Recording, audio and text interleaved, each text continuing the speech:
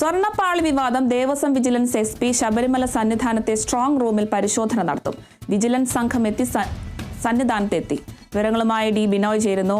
ബിനോയ്, സ്വർണ്ണപ്പാളി വിവാദം Devaswom vigilance SP Sabarimala സന്നിധാനത്ത് strong റൂമിൽ പരിശോധന നടത്തുമെന്നാണ് ലഭിക്കുന്ന വിവരങ്ങൾ. വിജിലൻസ് സംഘം സന്നിധാനത്തെത്തിയിട്ടുണ്ട്. എന്തൊക്കെയാണ് കൂടുതൽ വിവരങ്ങൾ? ഹൈക്കോടതിയുടെ നിർദ്ദേശമനുസരിച്ചാണ് ഇപ്പോൾ തിരുവിതാംകൂർ ദേവസ്വം ബോർഡ് വിജിലൻസ് സംഘം പരിശോധന. കഴിഞ്ഞ ദിവസം ഒരു ഇടക്കാല റിപ്പോർട്ട് നൽകിയിരുന്നു. അതിനുശേഷം ഒരു പൂർണ്ണ റിപ്പോർട്ട് കൂടി നൽകേണ്ടതായിട്ടുണ്ട്. അതിന്റെ അടിസ്ഥാനത്തിലാണ് സ്ട്രോങ് റൂമിൽ ഉൾപ്പെടെ പരിശോധന നടത്തുന്നതിന് വേണ്ടി ദേവസ്വം വിജിലൻസ് SP സുനിൽ കുമാറിന്റെ നേതൃത്വത്തിലുള്ള സംഘം ഇപ്പോൾ ശബരിമല സന്നിധാനത്ത് എത്തിയിരിക്കുന്നത്. ഈ ചില രജിസ്റ്ററുകളുമായി അവിടെ സൂക്ഷിച്ചിരിക്കുന്ന സ്വർണം ഒത്തുനോക്കും. ഈ 1999 മുതൽ അവിടെ വന്നിട്ടുള്ള നിലവിൽ രജിസ്റ്ററുകളിൽ സൂക്ഷിച്ചിട്ടുള്ള സ്വർണത്തിന്റെ അളവ്, അതുമായി ബന്ധപ്പെട്ടുള്ള കാര്യങ്ങൾ, ഒപ്പം നേരത്തെ തന്നെ വിവാദമായിരുന്നു ഈ സ്വർണ്ണപ്പാളികൾ കൂടാതെ മറ്റ് 2 താങ്ങുപീഠങ്ങൾ ഉണ്ടായിരുന്നു. ആ താങ്ങുപീഠങ്ങൾ അവിടെ ഉണ്ടെങ്കിൽ അതിൽ എന്തുമാത്രം സ്വർണ്ണമുണ്ട്, ഇത്തരം കാര്യങ്ങളെ കുറിച്ചൊക്കെ ഒരു അന്വേഷണം നടത്തുന്നതിന് വേണ്ടിയാണ് വിജിലൻസ് സംഘം എത്തിയിരിക്കുന്നത്. കാരണം ഈ വലിയ തരത്തിലുള്ള പ്രതിഷേധം ഉയർന്നു വരുന്ന സാഹചര്യത്തിൽ വ്യക്തമായ ഒരു രേഖ സമർപ്പിക്കണമെന്ന് ഹൈക്കോടതി തന്നെ നിർദ്ദേശിച്ചിട്ടുണ്ട്. ഇതിന്റെ അടിസ്ഥാനത്തിലാണ് വിജിലൻസ് സംഘം ഇപ്പോൾ ശബരിമല സന്നിധാനത്ത് എത്തിയിരിക്കുന്നത്. ആ ശബരിമല സന്നിധാനത്തെ സ്ട്രോങ് റൂം മാത്രമല്ല അവർ പരിശോധിക്കുക. സാധാരണഗതിയിൽ ശബരിമലയിൽ കിട്ടുന്ന സ്വർണങ്ങൾ സൂക്ഷിക്കുന്നത് ആറന്മുളയിലുള്ള തിരുവാഭരണ കമ്മീഷണറുടെ ഓഫീസുണ്ട്. അവിടെയും സ്ട്രോങ് റൂമുണ്ട്. ആറന്മുളയിലും സ്ട്രോങ് റൂമുണ്ട്. ആ സ്ട്രോങ് റൂമിലും ഈ രജിസ്റ്ററുകളുമായി എടുത്തു നോക്കി പരിശോധനകൾ നടത്തും.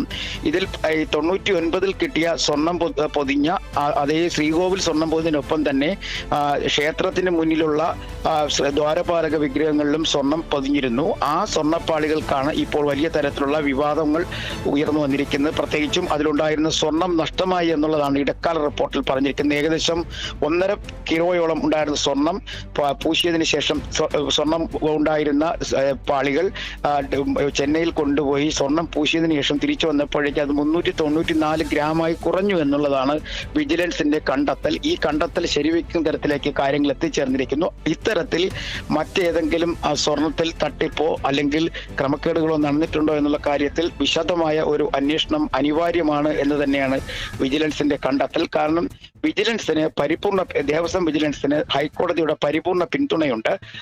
ഇപ്പോൾ പ്രത്യേക അന്വേഷണ സംഘം ഇതുമായി ബന്ധപ്പെട്ട പരിശോധനകളും അന്വേഷണം നടത്തുന്നുണ്ടെങ്കിലും സമാന്തരമായി വിജിലൻസും ഈ വിഷയങ്ങളെക്കുറിച്ച് അന്വേഷിക്കുന്നു എന്നുള്ളതിന്റെ ഒരു കാര്യം കൂടിയാണ് ഇപ്പോൾ നമുക്ക് മനസ്സിലാക്കാൻ കഴിയുന്നത്. ദേവസ്വം വിജിലൻസ് സന്നിധാനത്തും ഒപ്പം ആറന്മുളയിലെ സ്ട്രോങ് റൂമിലും പരിശോധന നടത്താൻ തീരുമാനിച്ചിരിക്കുന്നത്. കാരണം ഒരു പക്ഷേ ക്രൈംബ്രാഞ്ച് സംഘത്തിന് അത്തരത്തിലൊരു പരിശോധന നടത്താൻ കഴിയില്ല. അതിന് ചില നിബന്ധനകൾ ഉള്ളത് കൊണ്ട് തന്നെയായിരിക്കാം ദേവസ്വം വിജിലൻസ് ഈ അന്വേഷണം നടത്തുക. ഇതിൽ നിന്നും കിട്ടുന്ന കണക്കുകളും രജിസ്റ്ററുമായി ഒത്തിനോക്കും. സാധാരണഗതിയിൽ ഈ തീർത്ഥാടനകാലം കഴിയുമ്പോൾ അവിടുത്തെ നേർച്ച വഞ്ചിയിലൊക്കെ വലിയ തരത്തിലുള്ള ഭണ്ഡാരത്തിലുമൊക്കെ വലിയ തരത്തിൽ സ്വർണങ്ങൾ നേർച്ചയായി സമർപ്പിക്കുന്ന പതിവുണ്ട്. അത് പലപ്പോഴും രജിസ്റ്ററുകൾ ഉൾപ്പെടുത്താതെ കളവ് പോയതായി ഒരു സംശയം ദേവസ്വം വിജിലൻസിനുണ്ടായിരുന്നു. ഇതെല്ലാം കണക്കിലെടുത്തുകൊണ്ടാണ് ദേവസ്വം വിജിലൻസ് തന്നെ നേരിട്ട് ഇപ്പോൾ 2 സ്ഥലങ്ങളിലും ശബരിമല സന്നിധാനത്തെ സ്ട്രോങ് റൂമിലും ഒപ്പം ആറന്മുള തിരുവാഭരണ കമ്മീഷന്റെ നേതൃത്വത്തിലുള്ള സ്ട്രോങ് റൂമിലും പരിശോധന നടത്താൻ തീരുമാനിച്ചിരിക്കുന്നത്. ഈ പരിശോധന 2 ദിവസം നീണ്ടു നിൽക്കുമെന്നുള്ള വിവരങ്ങളാണ് ഇപ്പോൾ പുറത്തു വരുന്നത്.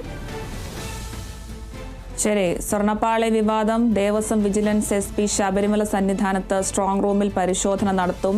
വിജിലൻസ് സംഘം സന്നിധാനത്ത് എത്തിയിട്ടുണ്ട്. വിവരങ്ങൾ നൽകിയത് ഡി ബിനോയ് ആണ്.